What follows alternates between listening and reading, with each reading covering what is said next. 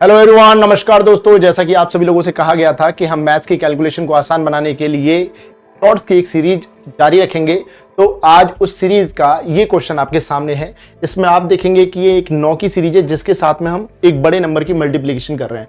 तो 9 की सीरीज के ऊपर बेटा बहुत सारे कॉन्सेप्ट बनते हैं और मैं बहुत सारे कॉन्सेप्ट आपको आगे भी बताऊंगा। डिजिटल सम से लेके सारे कॉन्सेप्ट मैक्सिमम जितने भी हैं वो 9 की सीरीज पर ही बनते हैं।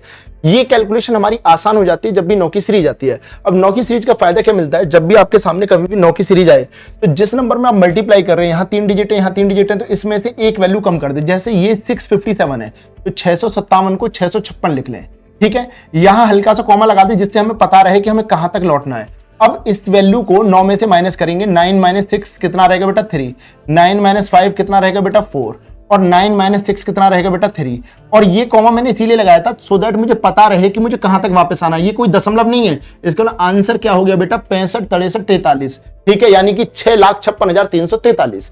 समझ चुके होंगे आप। एक एग्जांपल और ले लेते हैं। जब आप इस क्वेश्चन को सॉल्व करेंगे तो यहां ये जो वैल्यू है इसे एक कम करके लिख देंगे 67686। अब मुझे याद रहना चाहिए कि मुझे केवल यहां तक आना है 9 में से माइनस करते हुए। तो 9 में से 7 जाएगा बेटा क्या लिखूंगा मैं 2, 9 में से 6 जाएगा क्या लिखूंगा बेटा मैं 3, 9 में से 8 जाएगा क्या लिखेंगे 1, 9 में से 6 जाएगा क्या लिखेंगे 3। अब मैंने ये कॉमा इसीलिए लगाया था सो दैट मुझे याद रहे कि यहां तक चलना है। अब ये पूरा आपके सामने आंसर हो गया। ये कॉमा कोई दशमलव नहीं है, ये पूरी वैल्यू है यहां तक, ठीक है। इसका आंसर आपके सामने आ चुका है। मैं उम्मीद करूंगा कि ये कॉन्सेप्ट आपको समझ में आ चुका होगा और इसी कॉन्सेप्ट पर आधारित ये जो प्रश्न है इसका आंसर आप मुझे कमेंट बॉक्स में बताएंगे। और इसी प्रकार के और भी कॉन्सेप्ट जानने के लिए हमारे upcoming batch maths foundation batch को ज्वाइन करना ना भूलें, जो कि जल्द ही आने वाला है। धन्यवाद।